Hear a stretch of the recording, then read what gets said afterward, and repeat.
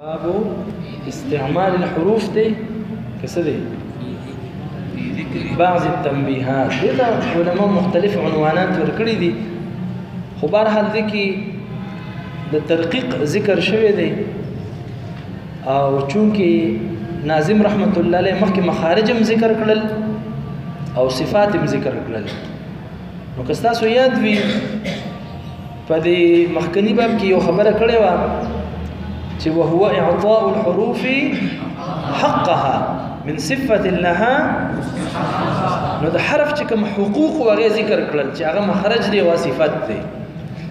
دې پسې چې کوم د باب ذکر کیږي د کوم مستحق ذکر کیږي لکه تاسو ته ما ویلو چې یو حرف کې استعلاوي د استعلاء حق دی خو مستعلی حرف څنګه وایي غټ به وایي دا غټ څه دی مستحق دی حرف کې د استفال او کې استفال حق دی دا نریوالی څه دی نو په دې باب کې مستحق د حروف ذکر کیږي څه ذکر کیږي مستحقات ذکر کیږي نو فرمایي فرققا مستفلا من احرفي وحاذرا تفخيم لفظ الالف جزير رحمت الله علیه فرمایي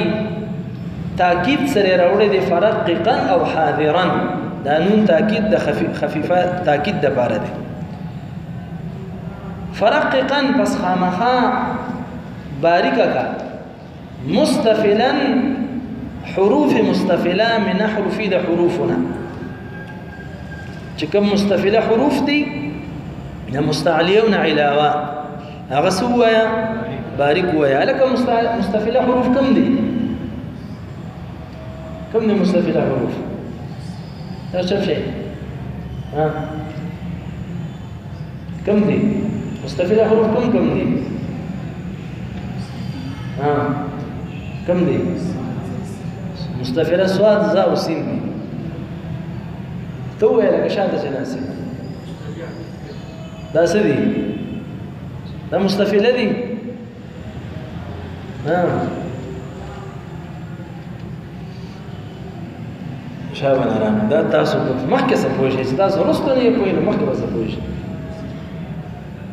کوم دی لکه مستفیده حروف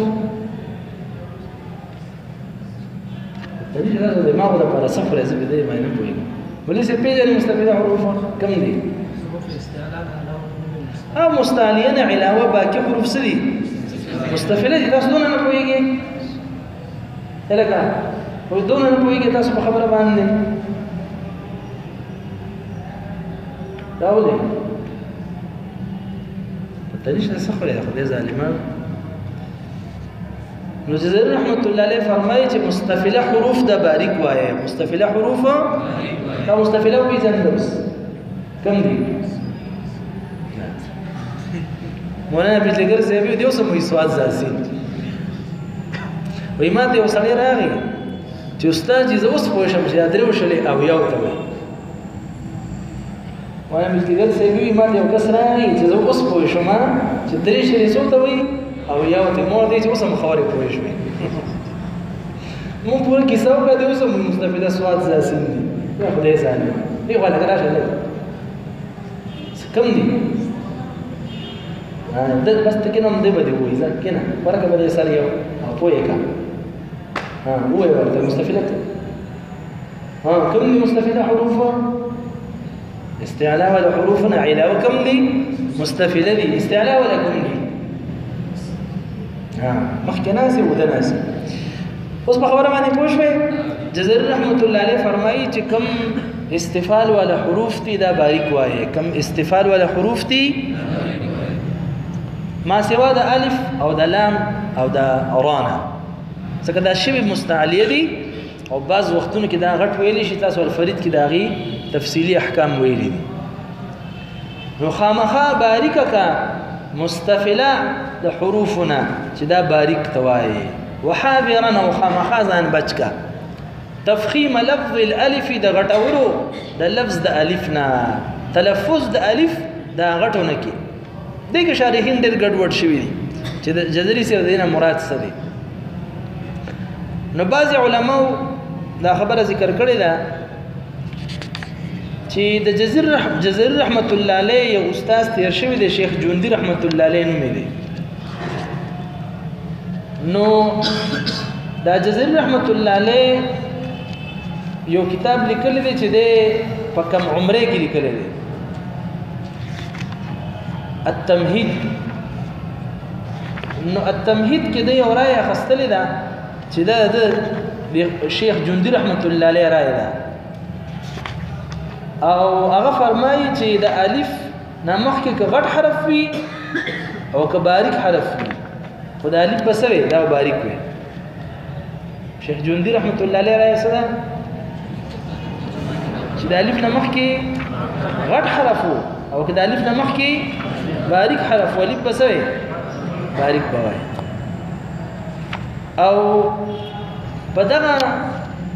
قول باندې شارح مصری رحمت الله علیه دغه قول اختیار کړی دی. شارح مصری وایي چې اگر چې وروسته بیا د خبرې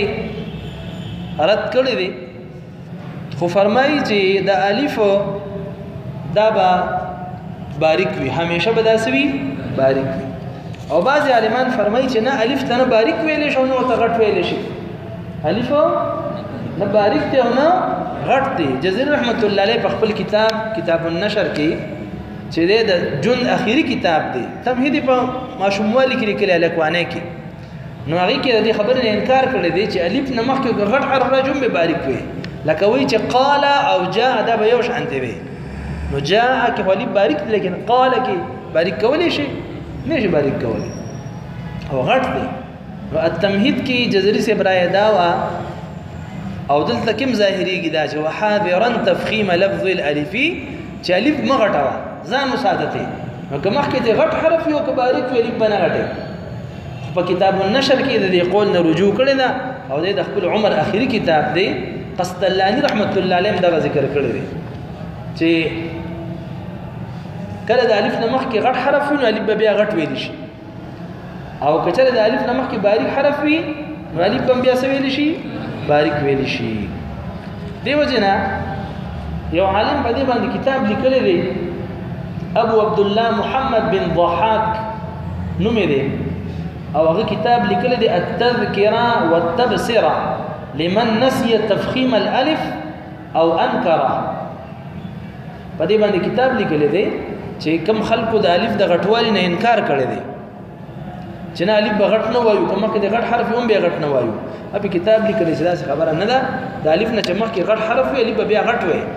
او که چېرې د الف نه مخکې باریک حرف وي نو بیا به څه وي؟ بعضې شارحینو لیکلي دي، بعضې شارحینو چې جزري صاحب وایي چې الف غټ مه وایه، یعنې الف داسې مه وایه. د فارسي یو شرح ده غالبا هغه لیکلي دي، لکه الف لام میم دی که نه، وایي دا الف لام میم ونه وي، خو دا خبره صحیح نه ده. پوه شوې؟ دا قول غالبا ازار منتاني رحمت الله علیه په خپل شرحه الجواهر النقیه کې دا قول رد کړی دی. نو د دې شعر مطلب څه شو؟ چې جزري صاحب وایي چې وحاذرا تفخیم لفظ الالفي، چې ځان د الف د غټ کولو نه بچ کا. نو دا دغه غږ نه دی کړی، مطلب څه شو؟ نو علما فرمایي چې الف نه مخکې باریک مستفله حروف ده او باریک ویلي، لکه تاسو وایئ الرحمن مالك العالمين، دا خو باریک شه. که مخکې ته مستعلیه غټ حروف راغلي وي، لکه ته وایې الظالمین، دا خو غټ شه. جزري صاحب څنګه وایي چې مې غټوئ؟ نو شارح رومي رحمت الله علیه شرح د هغه پکې دا خبره اضافه کړې ده، وایي جزري صاحب مطلب دا دی چې مبالغه پکې مه کوئ. بعضې جمیان وایي الظالمین واذ قال موسی، خیال مو راغی؟ دغه مبالغې نه یې منع کړې ده، مبالغه پکې مه کوئ، غټې وایې خو ډېرې مه غټوئ. پوه نه شو؟ نو وحاذرا ځان بچ کا تفخیم لفظ الالفي، د غټولو د لفظ د الف نه، تلفظ چې د الف در نه غټو نشي. نو که سره مخکې ته غټ حرف وي نو غټ به وي الف، خو مبالغه پکې در نه ونشي، ډېر زیاتې غټ نه کړي، ډېر زیاتې لکه یو انسان چې د دکان ته ورشي لکه یخ بوتل راکا او بعضې ورشي لکه یخ بوتل راکا د یخ مطلب څه وي ښه یخ زمونږ دې کلي کې یو استاد چې اوس هم شته نو هغه یو ځل ډېر ښایسته اواز خو بیا نظره شو نو هغه چې نظره شو نو هغه بیا اواز بیا لکه نښتو اوس والله اعلم یو کس خبره کوله نو الله ته علم دی تاسو بیا پېژنئ نو هغه یو دکان ته ورغی ورته چې ما ته شهد راکړه که نه نو ورته ما ته شهد راکړه نو هغه ته استاد چې شته خو دونه خواږه نشته نو جزري صاحب چې تاسو پکې مبالغه مه کوئ څه مه کوئ یعنی وایي قول داسې مه وایه نور غټ خو به وي او خامخا به غټ وي خو مبالغې نه پکې ځان وساتئ صحیح شوه اوس درته حاضرا باندې عطف دی چې د ټولو خبرو نه ځان ساته وحمز الحمد بعض نسخو کې که حمز الحمد هم راغلي یعنی ځان وساته د غټولو د حمزې د الحمد نه چې دا درنه غټه نه شي یعنی الحمد ونوي سونوي الحمد ونوي بلکې سبب الحمد سبب دغشان اعوذ دغشان اهدنا دغشان الله با لام غټي خو اسنه چې الله ونوي بلکې سبب الله ثم بیا لام په لله کې چې لله ونوي بلکې سبب لله دغشان لنا سبب شرط الله نا ونوي صحیح شو دغشان جزري رحمت الله عليه فرمایي چې وليتلطف دلته کې طوا غټه راغلې ده او مخکې ته لام دی نو اسنه د لام غټوالی د طوا غټوالی لام ته ورنکې وليتلطف ونوي بلکې ته به وليتلطف دغشان على الله الله لام غټ ته خدا على لام غټ نه کی یعنی على الله ونوي بلکې به على الله على الله دغشان ولا الضالين دغه الضاد غټ راغلي دي اسنات ولض ونوي بلکې لام مبارک وي الضاد بغټ وي ولا الضالين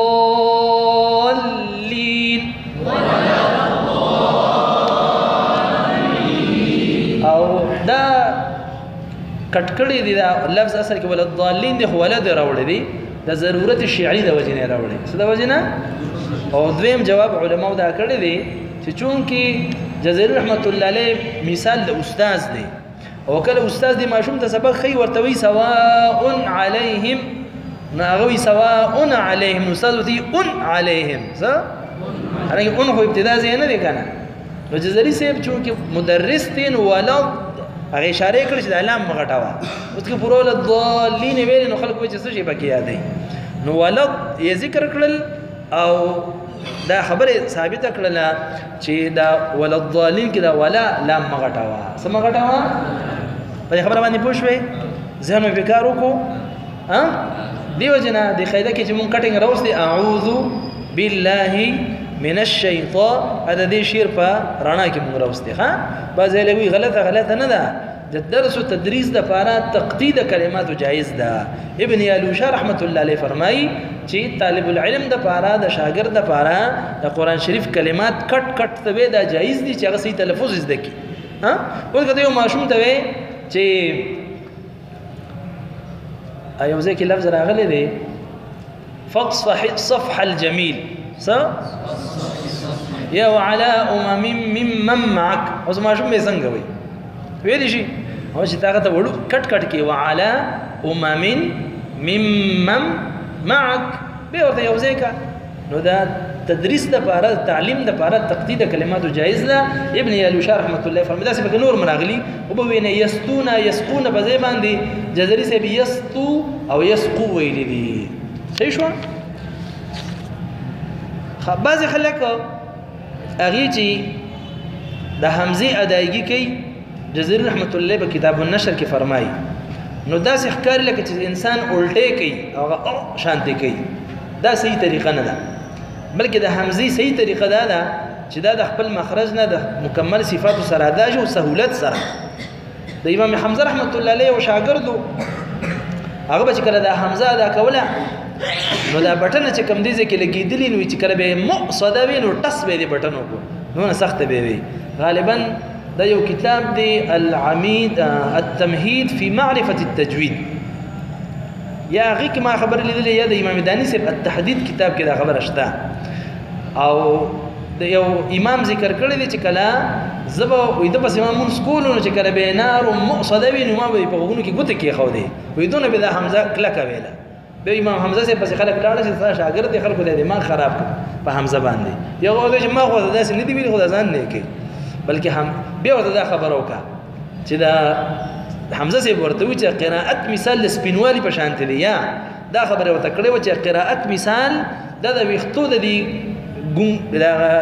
دا جنکې پکې ول نه ورکوي ویښته نور سم ښکلې واړئ خو بعضې ویښته پکې لږ داسې ګونجي ګونجي کوي سټوکي چې ورته وایي چې د ویښته مثال دا سټوکي دی که چېرې دا پکې ته سیوا شي نو د هغې نه څه جوړېږي خلک ورته بیا ګشکېسرې وایي نو هسې یو ځل چې ویښته ته وراتو شي نو ښایسته ښکاري څه ښکاري شاعر وایي که نه میرے یار کے رخسار پر گیسوو سے بنالا چې زما د یار په مخ باندې د ویښتو نه د زلفو نه لام جوړ کړی دی د جنکو دا ویښته داسې راکوز کړي که داسې لام دې جوړ شوي لیدلې مو دي وبې وینې داسې واده وکړي مولي صاحب چې ویښته واړئ که نه دا سټوکې نه دی دا ویښته داسې را بیل کړي نو چې ویښته را بیل کړي نو دې نه داسې لام جوړ شي څه دې جوړ شي نو یہ میرے یار کے رخسار پر گیسوؤں سے بنا لام اسلام نے اسلام کو برباد کر دیا وی دی لام چې کوم دی اسلام یې ته ورسو نو د تجوید او د قراءت مثال وي دغه ویښتو دغه تو په شانتې دی چې دا پکې لږي خو ښایسته ښکاري که نه او که نه دا ډېر شي نو بس بیا ګشکېسرې ورته خلک وي بیا بدې ښکاري هغه ورته ما ورته نه دي ویلي چې دونه سخت سخت یې وایي بلکې اندازې سره ویل پکار دي صحیح شوه په دې ځای پورې کافي دی انشاءالله نور به بیا ووایو زما خیال ډېر خور نه ټلیفون کېږي نور مې ده